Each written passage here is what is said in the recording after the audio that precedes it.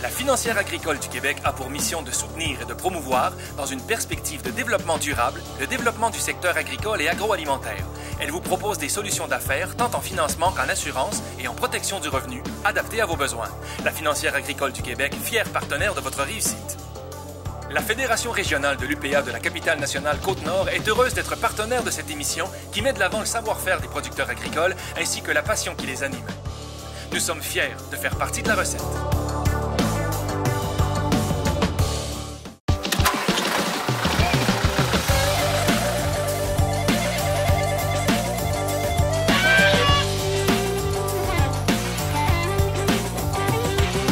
Bonjour à tous et à toutes et bienvenue à La Voix agricole. Cette semaine, nous allons parler des banques de terre et pour ce faire, nous allons rencontrer Mme Brigitte Dumont du CRAAC pour nous parler de l'artère. Ouais, c'est fun, hein? Et ensuite, nous allons prendre la route vers Charlevoix pour parler à Mme Nancy Chabot de la MRC de Charlevoix. Qui en veut? Et qui en veut? Hey. Je vous souhaite une très belle émission.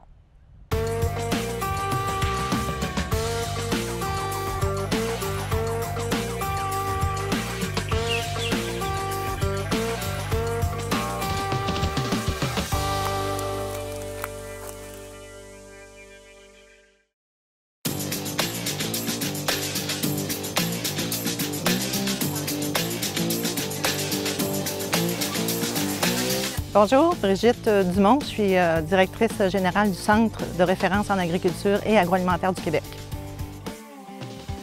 Maintenant, on parle plus de Artère, le projet l'Artère, qui est en fait la fusion de banques de terre et de banques de ferme.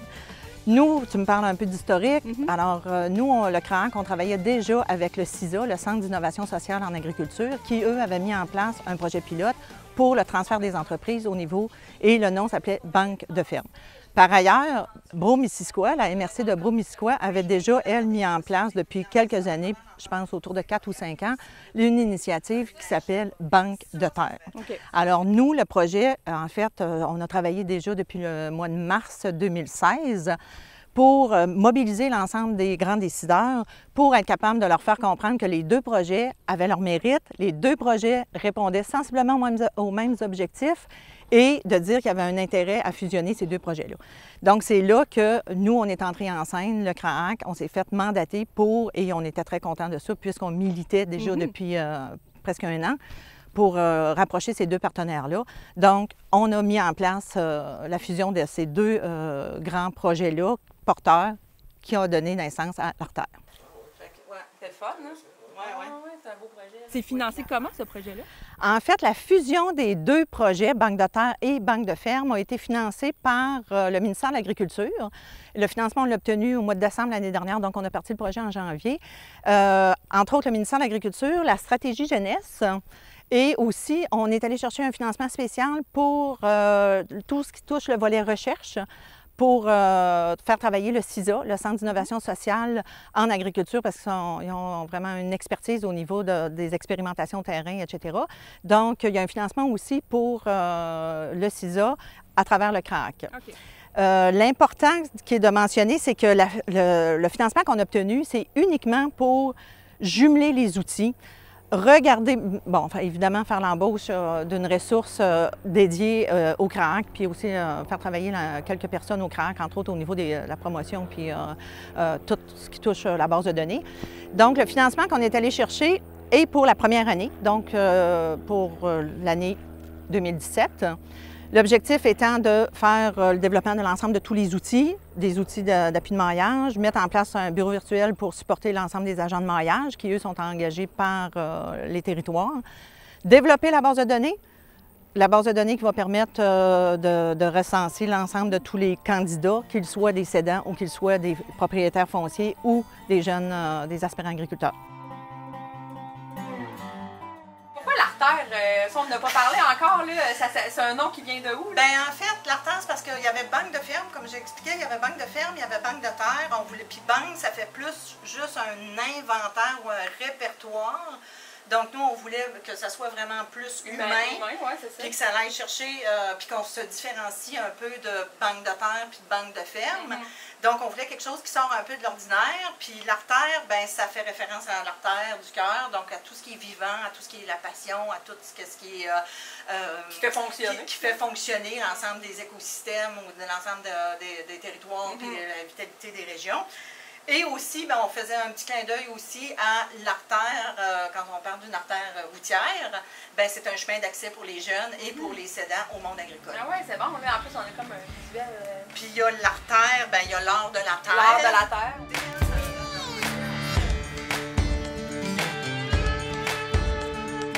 Un autre objectif, évidemment, c'est de revitaliser l'ensemble des régions et assurer le dynamisme dans les régions. Il faut savoir que la majorité des MRC ont établi, ils ont fait leur plan de développement, leur PDZA, leur plan de développement de la zone agricole. Et dans beaucoup de leurs plans, c'était identifié déjà d'avoir une action ou une initiative dans le but de favoriser, de faire un recensement des actifs agricoles, des terres et dans le but, évidemment, de redynamiser les territoires et de remettre en production certaines terres qui ne seraient pas utilisées.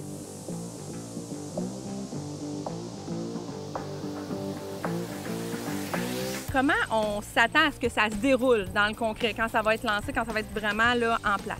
Là, je vais départager ça en deux grandes sections. En fait, nous, au CRAAC, on va se centrer sur les besoins des agents de maillage. Donc, on va mettre en place une communauté de pratique. On va leur fournir la base de données dans laquelle ils vont pouvoir identifier des candidatures des deux côtés, soit au niveau du transfert ou au niveau des propriétaires avec les jeunes. On va faire la formation des agents, on va mettre en continu nos outils en appui à leurs actions.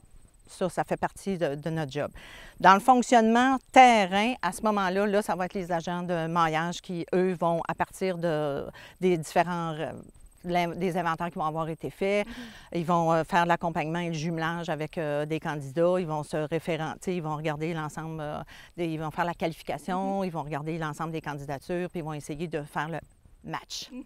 Comment que ça va fonctionner pour référer justement ces jeunes-là? Il y a les agents de maillage dans certaines MRC. Comment on va les accompagner justement, ces jeunes-là? OK. Je vais sauter sur la porte que tu ouvres, Cathy.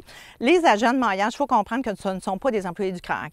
Eux sont engagés par les territoires et ou par les MRC. Quand je dis territoire, ça peut être quelques MRC qui décident de se mettre ensemble pour se doter d'un agent de maillage. Donc ça, c'est une formule, nous, au niveau provincial, on ne se mêlera pas de ça, on va laisser les territoires s'organiser. Par ailleurs, on a quand même, à travers le service de coordination au CRAAC, on a quand même mis en place un système de captation pour ne pas perdre les intérêts. Donc, ça veut dire qu'on va pré-qualifier, si on veut, les jeunes qui vont vouloir être intéressés et nous, pour effectivement pas perdre cette candidature-là qui est intéressante, que ce soit pour un aspirant ou que ce soit pour un cédant ou un propriétaire foncier. Donc, nous, on va faire une préqualification de ces candidats-là et on va les intégrer dans la base de données, évidemment, et ils seront référés, ils seront accessibles, si on veut, au niveau des agents de maillage qui, eux, ont adhéré à l'artère. Ça se peut qu'un jeune ailleurs au Québec décide de venir s'installer en capitale nationale, par exemple. Ça se peut. Ça, non seulement ça se peut, c'est déjà le cas. Okay. Donc, effectivement, les jeunes peuvent partir de Gaspésie, s'en aller dans l'Estrie, chose qui s'est fait d'ailleurs, et vice-versa. Donc, effectivement, là, et d'avoir un projet de nature provinciale favorise justement cette possibilité-là. Okay. Puis avec l'augmentation des jeunes au niveau des écoles d'agriculture, bien, ils ont quitté leur région, ils s'en vont dans un lieu spécifique, dans une école d'agriculture. Donc, après ça, le territoire leur est ouvert. Donc, l'intérêt du projet provincial vient aussi bonifier cette possibilité-là de migration dans d'autres régions. Oui, le travail de la terre. Bien, c'est un travail qui est vraiment très valorisant parce que c'est très concret, en fait. C'est vraiment d'être impliqué au cœur de sa communauté, puis de rencontrer, en fait, les gens qu'on accompagne. Bien, avec le temps, ces personnes qui s'établissent dans nos régions deviennent des gens qu'on connaît. Des fois, ça devient des amis. Donc, de pouvoir faire une différence vraiment concrète dans la vie des gens, c'est vraiment très gratifiant. Puis au niveau du dynamisme de notre région, nous, on a vu dans Brome-Missisquoi comment que ça a amené un dynamisme au niveau économique, mais aussi au niveau social. Parce qu'on a eu tout d'un coup plein de jeunes familles, en fait, qui venaient s'établir. Donc, des nouvelles entreprises, mais aussi des jeunes enfants dans les écoles. C'est tout le milieu qui en profite, là. Oui, exactement. Et comment tu vois l'artère à long terme? Bon, le besoin est là, c'est certain, partout au Québec. C'est quoi pour toi, peut-être, la chose, la meilleure chose qui pourrait arriver avec ce projet-là? Comment tu le vois? Bien, je pense que c'est vraiment d'ouvrir une nouvelle voie, en fait, d'accès à l'agriculture. C'est un rêve qui est très fort, en fait, chez beaucoup de gens, de démarrer une entreprise et de s'établir en agriculture. Puis j'ai vraiment le souhait, en fait, que l'artère permette, en fait, une entrée à ces personnes-là dans le monde agricole, puis que, par le fait même, bien, on garde nos régions dynamiques puis nos communautés vivantes. Puis peut-être en complément, il y a aussi beaucoup de jumelages qui ont été faits dans des productions aussi plus traditionnelles, comme dans le secteur bovin, par exemple, ou au niveau des grandes cultures. Okay. Donc, c'est vraiment tout azimut. La relève, les cédants, est-ce qu'on les a rencontrés? Est-ce qu'on les fait de la promotion? Bien, en fait, au niveau de la relève, ils sont très présents parce qu'un de nos partenaires aussi, évidemment, c'est la Fédération de la relève agricole. Ils sont d'ailleurs aussi sur un de nos comités de travail. Donc, la relève, elle est présente. Elle a dit oui. Elle est très intéressée. On a fait déjà un premier lancement avec les jeunes de la relève. Donc, eux sont très, très présents. Je pense que ce qui va être difficile à faire sortir, et on travaille des alliances avec l'UPA, entre autres, et les UPA régionaux, au niveau des cédants, au niveau des propriétaires.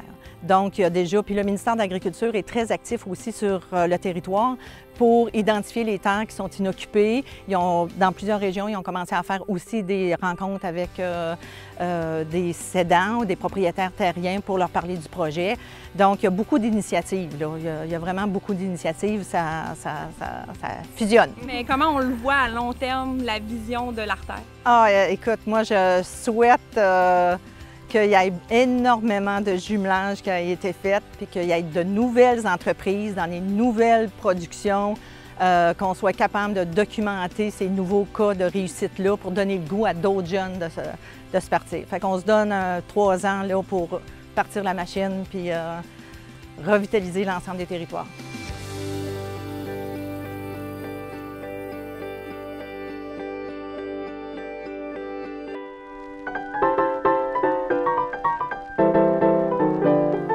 Alors, Catherine, cette semaine, notre émission porte sur les banques de terre. Donc, j'imagine que tu as un sujet assez particulier pour trouver des choses dans l'histoire. Qu'est-ce que tu as trouvé à ce sujet-là? Bien, en fait, Cathy, quand on remonte aux premières étapes de la colonisation puis de l'ouverture du territoire au Québec, ce qu'on voit, c'est qu'il y avait déjà le souci d'attribuer les terres assez rapidement.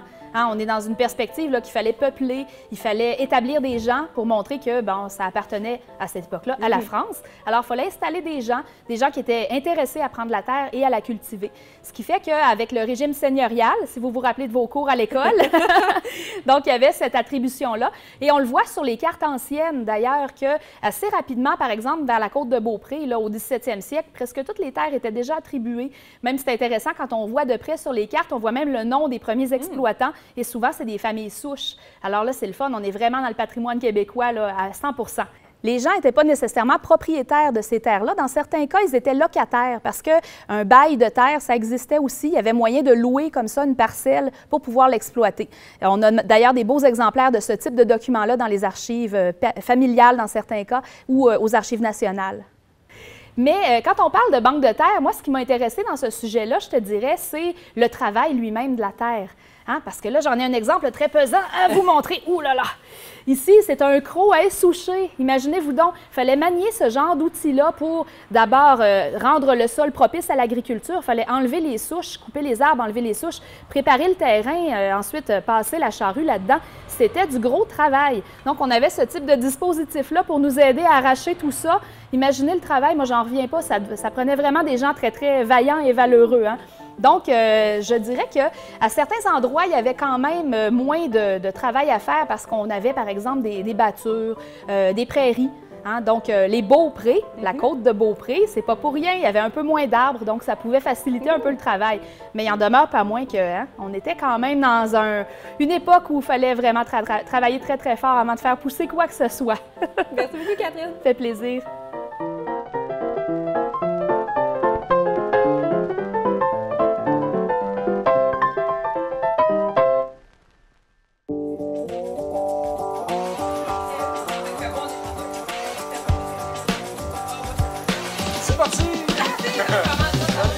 Bonjour, je me présente Nancy Chabot, je suis agronome économiste et conseillère en développement économique pour la MRC de Charlevoix.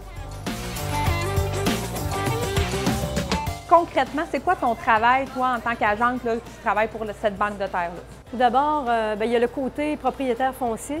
Donc, il y a une partie de mon travail qui consiste là, à recueillir l'information auprès des propriétaires fonciers pour mettre les fiches en ligne sur le site Internet pour que les gens puissent avoir un minimum d'informations sur la propriété. Est-ce que c'est une location, une vente de l'eau?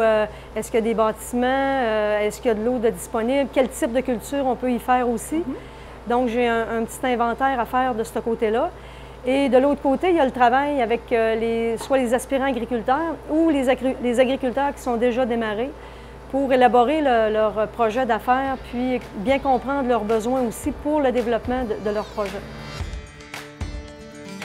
Quel genre de clientèle qui vont s'inscrire, soit justement pour mettre des terres en location ou ceux qui vont arriver parce qu'ils sont intéressés par un projet agricole? À quoi ça ressemble un peu cette clientèle-là? Oui, bien, je te dirais que j'ai différents types de clientèle parce qu'on va travailler 3 volets dans le fond. Il y a les volets démarrage d'entreprise, il y a les volets aussi partenariat d'affaires, puis il y a aussi le volet avec les cédants pour des transferts d'entreprise. Okay.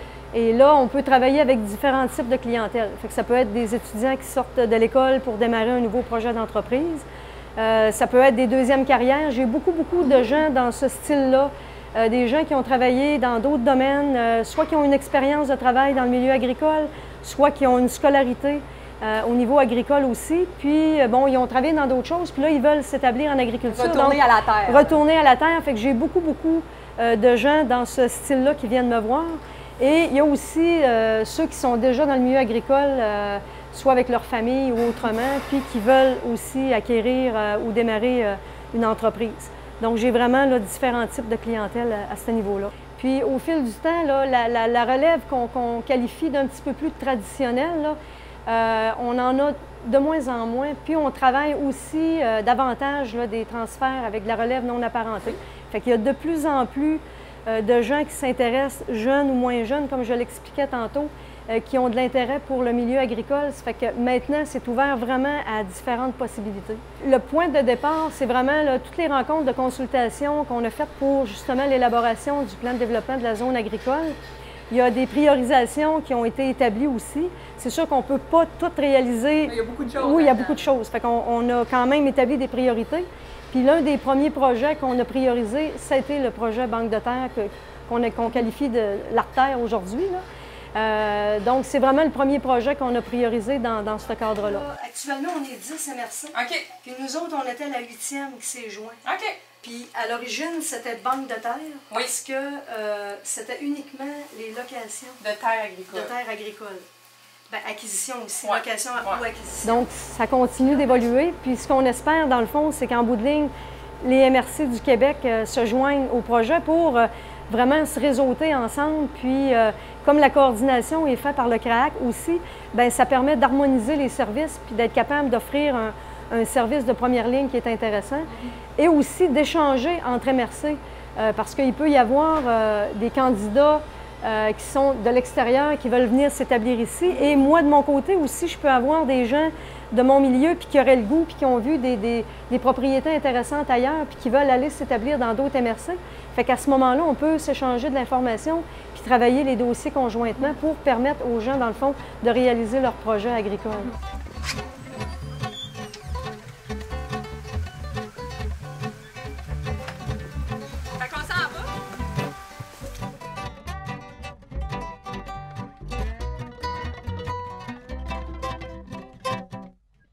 Ça vient d'où l'idée de la banque de terre? En fait, ça vient des consultations puis des exercices de priorisation dans le cadre de notre plan de développement de la zone agricole, le PDZA. Donc, ça a été une des premières actions qui a été priorisée. Ça a été ces consultations-là et le rapport final, ça s'est fait en 2015. Puis tout de suite, en 2016, on a commencé à travailler déjà le projet Banque de terre. Et tout de suite, on a adhéré au projet Banque de terre provinciale, dans le fond, pour avoir la plateforme Internet, puis déjà être bien outillé là, pour démarrer le projet. Fait qu'on était la 8e MRC à ce moment-là à intégrer le le projet Banque de terre, qui maintenant est devenu l'artère. Parce qu'au départ, bien, Banque de terre, ça le dit un peu, là, c'est que c'était la location ou l'acquisition de terre. Et dans le cadre du projet l'artère maintenant, c'est que les bâtiments agricoles inutilisés s'ajoutent aussi à l'offre. Oui, maintenant, oui. Comme ici, on est une petite région agricole, mais c'est déjà pas mal utilisé. Puis on cherche, dans le fond, à revaloriser les terres qui sont en friche, puis qu'on pourrait retravailler, puis installer des jeunes à venir s'établir ici, ou, dans le fond, permettre la croissance à d'autres entreprises qui sont déjà établies en récupérant d'autres terres là, qui ne sont pas utilisées aujourd'hui. Fait que c'est l'objectif.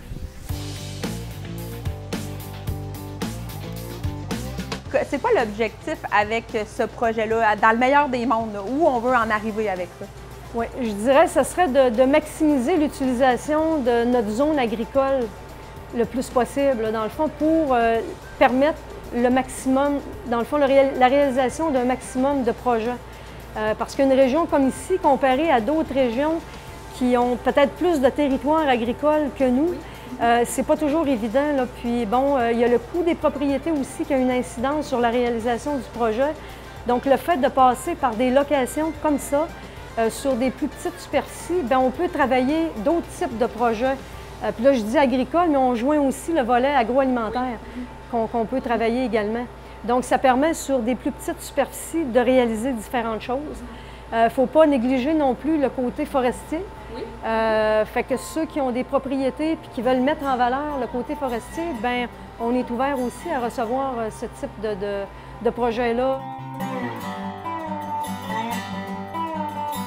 Nous, ici, ce qu'on a décidé de faire, étant donné qu'on est une petite région, puis c'est très facile, bon, avec le relief et tout ça, d'identifier les propriétés. Ce qu'on a décidé de faire, c'est de ne pas identifier les propriétaires fonciers qui veulent contribuer à la Banque de terre. Donc, on met un minimum d'informations pour que les gens qui voient les fiches soient quand même capables de voir un peu qu'est-ce qui est possible sur la propriété. Mais il y a juste moi qui sais, dans le fond, la fiche correspond à quelle propriété. Puis quand je vois que j'ai des candidats sérieux de l'autre côté, bien à ce moment-là, je peux faire le lien avec les gens pour permettre de réaliser le projet. Donc, c'est la façon, je dirais, la plus facile qu'on a trouvée là, pour justement éviter la spéculation, puis qu'il y ait des gens qui aillent rencontrer ces propriétaires-là au détriment de ceux avec qui on travaille pour les établir.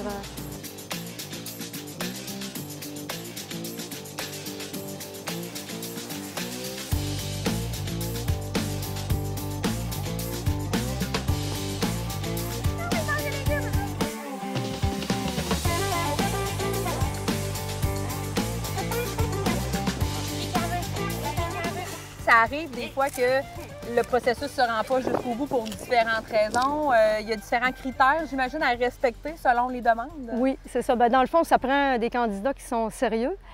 Donc, on exige de base soit une expérience pertinente dans le domaine ou une scolarité aussi là, en agriculture pour être capable là, de démarrer un projet, puis d'aller chercher le financement nécessaire aussi.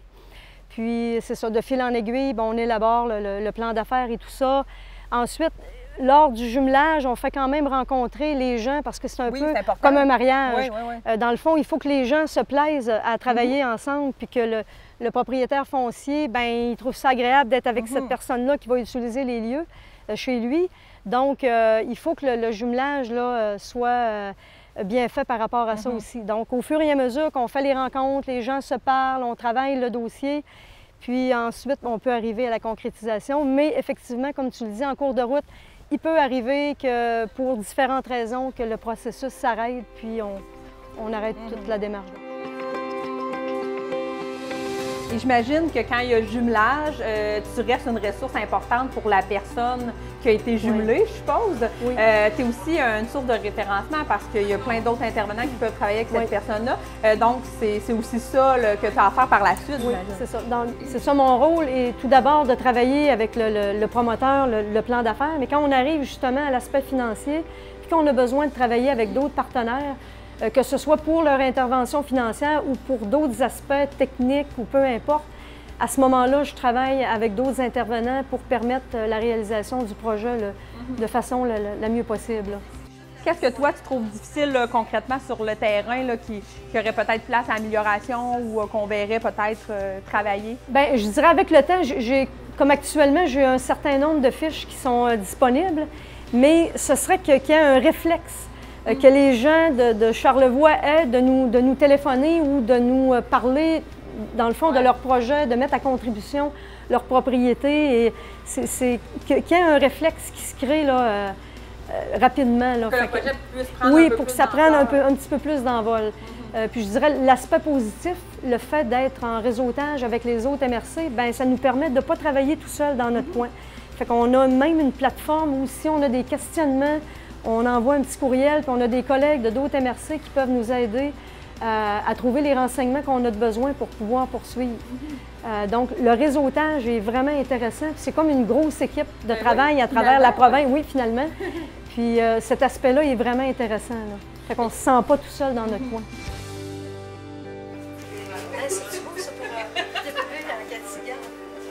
Ça serait parfait. Merci d'avoir été des nôtres pour cette émission de La Voix agricole sur les banques de terre. Merci également à tous nos invités de cette semaine. Et je vous invite à aller sur le site banquedeterre.ca pour aller voir les fiches des propriétaires fonciers et également des candidats. Et sur ce même site, vous allez retrouver toutes les coordonnées des agents dans les MRC qui pourront répondre à toutes vos questions. Sur ce, je vous souhaite une très belle semaine. Cette semaine, nous allons parler de la qualité du lait. Et pour ce faire, nous allons aller rencontrer Claude Dubuc de la ferme Dubuc à Neuville. C'est pas pour toi qu'on est venu, mais c'est pas grave. Tu pourrais donner des grands? Merci! Et bébé! Et avant de partir, moi, je ne peux pas partir sans goûter. Vous savez comme j'aime goûter. Donc, je goûte à mon lait de qualité. Y a-t-il quelqu'un qui a du quick? Et ensuite, nous allons parler avec Judith Tremblay, qui est conseillère chez Valacta. Et pour ce faire, nous allons nous rendre à Pont-Rouge, à la ferme Gillot.